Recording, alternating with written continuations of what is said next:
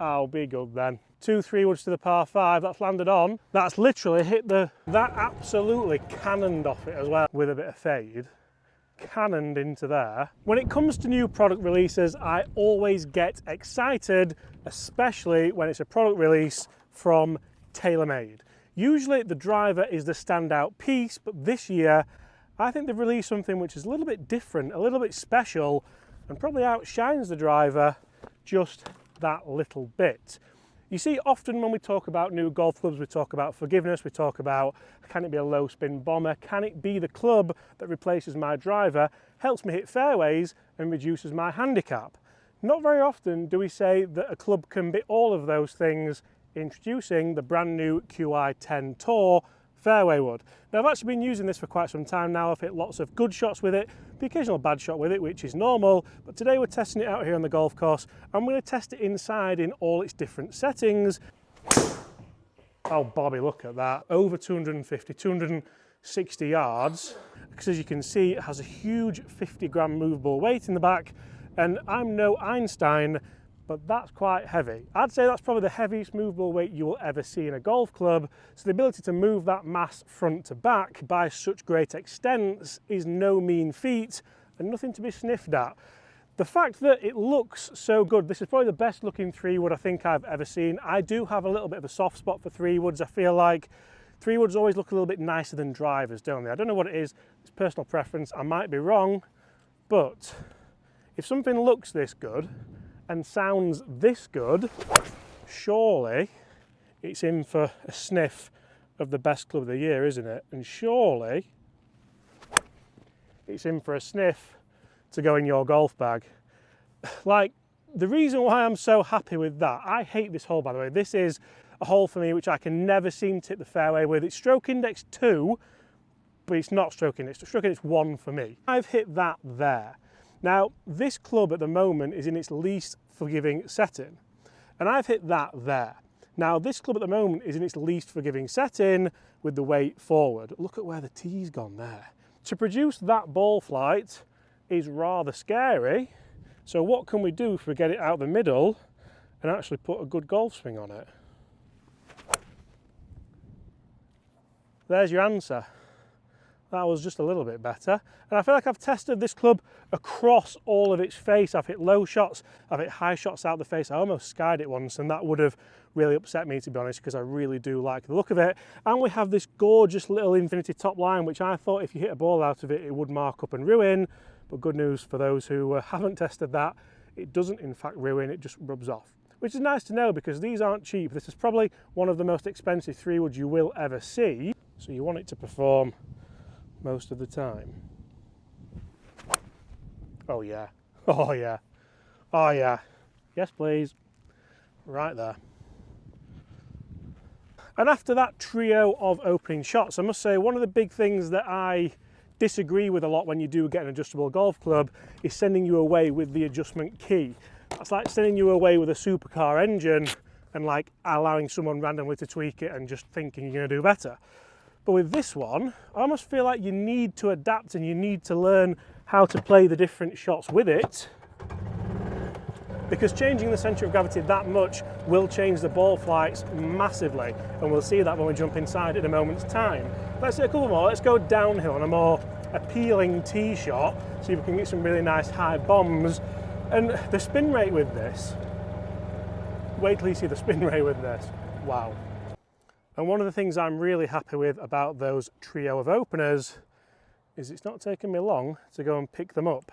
And that's always a positive sign when we're testing golf clubs off the tee. Front to back dispersion, side to side dispersion, doesn't take very... So I've now come to quite a difficult hole, a par 5, and I've come right back to the championship tees. They're the white medal tees. We've come all the way back here. It's 530 yards down the hill around the corner. Now, can we get, I'm going to hit 3 tee shots here, I'd say 3 drives, but 3 tee shots, because this, I think, will be used off the tee quite a lot as a driver replacement, especially in summer when things start firming up. Can we, with at least one of them, get on this green in 2? That means we're going to basically need 2 shots of 265 yards. That's correct. I can't believe that's correct. That was off the top of my head as well. Now the whole place slightly downhill, so it should be pretty much, maybe, it's going to take a lot. It's going to take a lot, but why not have a go? Then we're going to look at some numbers, because I think you'll be really interested to see just what the differences are when we do start tweaking this weight around. There's a reason why I've got it in this low spin setting. It might be because of one shot of it. It might not be, but if you know me, you'll know the answer to that. That is not what we want. We're not going on from 2 in there. Oh dear. The good news is I've seen it. That's the only good news we can take from that. The bad news is when you hit that shot, you know when you get your expensive 3-wood out, you're like, oh, I'm just going to hit 3-wood, boys. And then you hit that. Nope, not what we want. Come on. You're better than that. Oh yeah. The wind's definitely off the left because I felt that might be drawing, but it's gone more towards the big tree. I think it's okay though. So we need to go tight to the left hand side. That's the only way we're going to do this. Probably almost cut the corner a bit, which I wouldn't anticipate trying to do with a 3-wood, but here we go. The wind will bring it back, I know it will. Let's go. Oh yeah.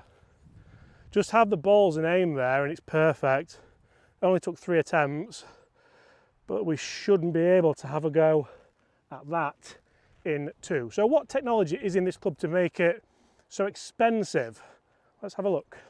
So as well as what TaylorMade claim are their proven technologies, just like twist face, just like that V-steel design, although I feel that the V-steel design has partially given way for this massive 50-gram removable weight, which is the party piece really. It also features a new infinity crown with enhanced alignment. We've discussed that already and I've said just how good that really looks.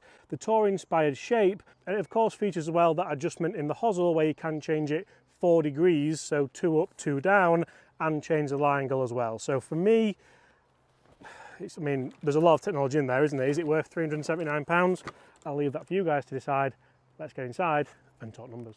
So this could be an absolute beast as we know, and to be honest, for the price, it probably should be, but we've got it set on its most forgiving setting.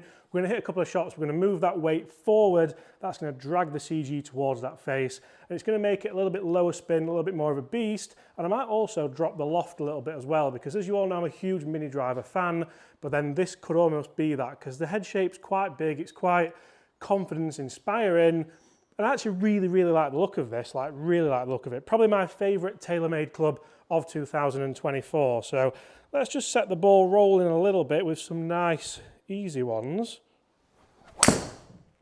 That felt so good. I've pulled it a little bit. I'm hitting it generally left today in testing, so that is what it is. Take it what you will.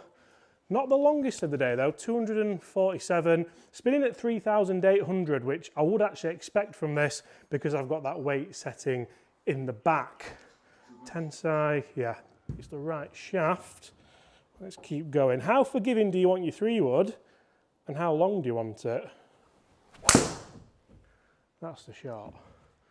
That's the shot. 2-4 spin, pitching pretty much bang on 250 and rolling up to 270 yards. If I can have this shot all the time, that club would be in my bag, no questions asked. The issue is if I have this club, I'm reaching for that wrench that's over there straight away. And I don't know why, because I probably do need that air of forgiveness, but the sexy part of this club is moving that spin down and not having that shot that kind of balloons up a little bit. It's still going to be probably a similar distance, 230 carry running up to 240. That's the shot that annoys me, not with this club because it's not the club's fault, it's my fault, but the spin rate there is double that of what we had before, so more pilot error than anything else. Would you spend this amount of money if you had that shot in your bag? That felt really nice. Again, high spin. Going to be very similar numbers to the last one. Let's hit one more, then let's move this weight to the front. Nice shot, you see. Even getting feedback from here. But head shape wise, really enjoying this. I could stand here and hit this all day. Especially like that. That felt so good. That's that middle of the range spin, 3,500, pitching 230, 243, running up to 260. Now the beauty of this, as we've said, the party piece as it were, all we do, take that screw out a bit, a little bit more, and let it drop down. I'm always conscious with these because you never know how far you want to take it. But that is now that massive weight in the front setting, huge movable, probably the biggest movable weight you'll see in a golf club as well. That. So we should see quite a big difference, and we also just have that standard weight there. You could get that out with this key, but you wouldn't do because there's nowhere to move it. Shall we change the loft, or should we just keep it as this? Bobby's shaking his head. I agree with you as well, because as a fair test, we'll keep it at 15 degree, and let's see what we get. Funny how the weighting feels different, and it's only moved like 2 inches, realistically. Should this be less forgiving, or should you be able to hit more fairways with it now because you feel more comfortable with it as a club? Pitching at around 245, running up to 270 yards, 266, spinning at 2,000, so straight away there, we have seen that spin drop dramatically, and the ball flight's the lowest one we've had as well. It does look special. Oh, Bobby, look at that. That's the shot that would have spun at 4,000 and it's not done. And that's up there straight down the middle, over 250, 260 yards, 3,000 backspin instead of 4,000 backspin. It felt like a very similar strike, and I must admit, if I was spending this amount of money on a fairway wood, I would certainly go and get it fitted. I'd go to my local, Bobby, you got fitted for a wood, didn't you? Yeah, last year. Was it this similar one, the Stealth 2 with the movable? Yeah. Yeah, did you do much movement with the weights? Yeah. I was hoping for a little bit more. We'll talk I don't know what the weight's on. You don't know what it's on? No, whatever he put, I don't look, I just hit it. I like that, Bobby. I like it. Guys, comment below, what weight do you think Bobby's 5 wood is on? Or 4 wood? That is a beast. That is such a beast. I've left it a little bit to the right, but it's a gorgeous, gorgeous golf shot and a gorgeous ball flight. I could stay here hitting these all day, but we're not going to. We're going to get back out on the golf course. I'm not going to lie, this will probably be in this setting because it even looks a bit better, doesn't it? I don't know. Do you think it looks a bit better? Yeah. Right, last one. Another 270, which is almost my driving numbers actually. Oh, I've hit that left. I've hit that left. Oh dear. So very interesting numbers there, and this was the best of the 3 drives. One of them, unfortunately, we had a casualty. It did in fact hit the big tree and landed just under it. The first one was over in the rough. But what do we have left in? Because I said 2 shots of 265 would be enough. What do we have left in to the par 5? 245. So that's massive, by the way. I know it's downhill, but that is a big old drive. We probably don't even need this really. And this is where if you are using it off the fairway, then the setting I've got it in probably isn't the best or the smartest, but I still feel like it can bomb them off the tee. Oh, be good then. It's just faded into the flag nicely, that one. 3 woods to the par 5. That's landed on. That's hit the flag. That's literally hit the... It's like... I hope there's a massive pitch mark where you can see that, because that's like bounded into the flag. I mean, it wouldn't have been an albatross because it wasn't my first tee shot, but it would have kind of been, sort of. Let's have a look. Wow. It's shots like that where I just love golf. I've been testing clubs all day, really enjoying myself, love it. And then you kind of, this is like the last one we're doing today, and you finish on that and you're like, how lucky am I to do this for a living, and how lucky are we for this beautiful game? Wish my dad was here to still be enjoying himself playing it. You can really see how that's pitched. I mean, it's literally, it's good that it's hit the flag, I think, but it's pitched here with a bit of fade, cannoned into there, and then we're left with that for what you could say is an eagle. It's probably not, but guys, my review of the brand new TaylorMade QI10 Tour fairway. Give it a go. Give it a go. If you've got some money, because you need it. Is it marked up? What's Bobby's on? Woo. What is it on? I don't know. I think it's in the middle. That is the most boring setting ever. Sorry. Should we move it?